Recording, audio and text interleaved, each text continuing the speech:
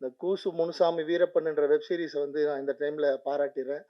G ஸ்டுடியோவுக்கு ரொம்ப நன்றி. And அந்த டைரக்டர் ஷரத்துக்கும் ரொம்ப நன்றி. ஒரு தரமான படைப்பை வந்து வெளியிட்டிருக்காங்க.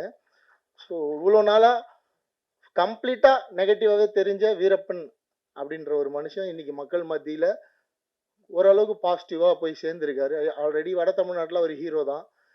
ஆனால் இன்னைக்கு மொத்த தமிழ்நாடு முழுக்க, உலகம் முழுக்க வீரப்பனார் வந்து ஒரு ஹீரோ மாதிரி ப்ரொஜெக்ஷன் ஆகிட்டு இருக்கு. நிறைய மாற்று கருத்துக்கள் அந்த வெப் சீரிஸில் இருந்தாலும் அவர் என்ன காரணத்துக்காக அந்த வீரப்பன் அப்படின்ற அந்த அவதாரம் எடுத்தார், எந்த வயசுலேருந்து அவர் அந்த காட்டுக்குள்ளே போய் அங்கே இருக்க மக்களுக்காக சண்டை போடலாம் அப்படின்னு முடிவெடுத்தார் அப்படின்னு ரொம்ப அருமையான கண்டென்ட் அமைஞ்சிருக்கு. ஒரு சினிமா நினச்சா எவ்வளோ பெரிய நல்லவனையும் கெட்டவனை மாற்றும். உண்மையாக சொல்கிறேன், நேரில் ரியல் லைஃப் இன்சிடென்ட். எவ்வளோ பெரிய நல்லவனையும் கெட்டவனாக காட்டும், எவ்வளோ பெரிய கெட்டவனையும் ஹீரோவாக மாற்றும். அது வந்து சினிமாவுக்கு அந்த பவர் இருக்குது, எழுத்துக்கு அந்த பவர் இருக்குது. ஸோ வீரப்பன் அவர்களுடைய இன்னைக்கு வரலாறு மக்கள் மத்தியில் ஒரு ஹீரோவாக மாறிட்டு இருக்காரு. இருந்தும் அந்த டாக்குமெண்ட்ரி வந்து அவர் கிரிமினல், தீவிரவாதி, வில்லன், கொலைகாரன் அப்படின்னு தான் முடியுது. அதுதான் உண்மையும் கூட. பட் என்ன ரீசனுக்காக அவர் அதெல்லாம் பண்ணார், அவருக்கு எந்த கோபம் என்ன இந்த சமூகத்தின் மேலே அப்படின்றது வந்து இன்றைக்கி தான் மக்களுக்கு தெரிஞ்சிருக்கு, பல வருஷம் கழிச்சு. ஸோ இந்த மாதிரி நிறைய ஆளுமைகள் இருக்காங்க. அவங்களெல்லாம் பற்றி தொடர்ந்து வெப் சீரிஸ் வரணும். மலையூர் மம்பட்டியான் இருக்கார். அப்புறம் அரியலூர் பக்கம் வந்து தோழர் தமிழரசன் இருக்கார். புலவர் கலிய பெருமாள், ஆறுமுக நாட்டார், இந்த மாதிரி இன்னும் நிறைய பேர் இருக்காங்க. இந்த பேர்லாம் சொல்கிறேன்னா யாராவது ஒரு டைரக்டர் இவங்களை பற்றி தேடி அவங்கள பற்றின டாக்குமெண்ட்டும் வந்து அந்தந்த வட்டாரங்களில் இந்த மக்கள் வந்து அவங்க என்ன காரணத்துக்காக இந்த சமூகத்துக்கு போராடினாங்க, போராளி இருந்தாங்க, மாவோயிஸ்டாக இருந்தாங்க அப்படின்னு தெரிஞ்சுப்பாங்க. எப்படி அவங்களோட மரணம் நிகழ்ந்தது, அதில் என்ன உண்மை இருக்குது, அதில் என்ன அரசியல் இருக்குது, அதெல்லாம் புரிஞ்சுப்பாங்க. அது வந்து சினிமா மட்டும்தான் அதை செய்ய முடியும்.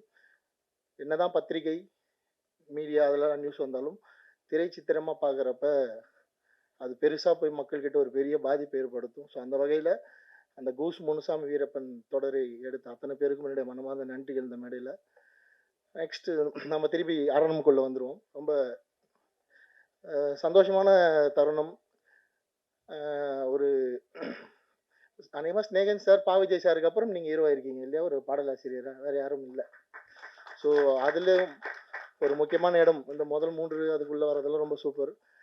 கண்ணதாசன் சார் மேலே ரொம்ப மதிப்பு, வாலி சார் மேலே ரொம்ப அன்பு கொண்டவர் பிரியன் சார். ஸோ கண்ணதாசன் சார் மாதிரி ப்ரொடக்ஷனுக்குள்ளேயும் வந்துட்டார். அதுவும் ஒரு படத்தில் ப்ரொடியூசராக, ஹீரோவாக, டைரக்டராக பெரிய அவதாரம் தான் இது. பெரிய பொறுப்பு இருக்குது. அவரை நம்பி ஃபன் பண்ணுவங்கெல்லாம் சப்போர்ட் பண்ணுங்கள். நல்லது கெட்டது எது வந்தாலும் கூட இருங்க கடைசி வரைக்கும். இது தொடக்கம் தான்.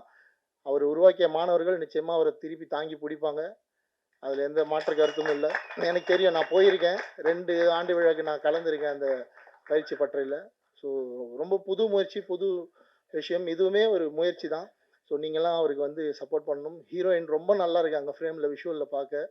நான் புது ஹீரோயின் நினைக்கல, இப்போ தான் சொல்லி தான் தெரியும் அவங்க ஃபஸ்ட் படம் பண்ணுறாங்கன்னு. ரொம்ப நல்லா பர்ஃபார்ம் பண்ணியிருக்காங்க, சூப்பராக இருக்காங்க விஷுவலாக ஸ்க்ரீனில் பார்க்க. அண்டு படத்தை ரிலீஸ் பண்ணுறதுக்கு ஒரு மனுஷன் வந்திருக்காரு. அது இந்த காலகட்டத்தில் அதுக்கே தனியாக நீங்கள் அவருக்கு ஒரு கைத்தட்டல் கொடுக்கலாம். நிஜமாவே ஒரு பெரிய விஷயம் அது. ஒரு கம்பெனி ஒரு படத்தை வந்து நாங்கள் ரிலீஸ் பண்ணுறோம் இந்த சுச்சுவேஷனில், ரொம்ப பெரிய விஷயம் அது. ஸோ அவருக்காக தான் நான் அதை சொன்னேன். இந்த வெள்ளிக்கிழமை, அதுவும் தப்பாக எதுவும் எடுத்துக்க வேண்டாம், மழை நேரத்தில் ரிலீஸ் பண்ணால் அந்த ஒரு ஏரியாலேருந்து வர ஒரு 10 லட்சம் மிஸ் ஆனால் கூட 3 ஏரியாலேருந்து நமக்கு 30 லட்ச ரூபா அடி வாங்கும். ஸோ அவரோட சைட்லேருந்து தான் நான் அதை சொன்னேன். ஸோ நல்லது கெட்டதெல்லாம் நீங்கள் அதில் யோசித்து நல்ல முடிவு எடுங்க.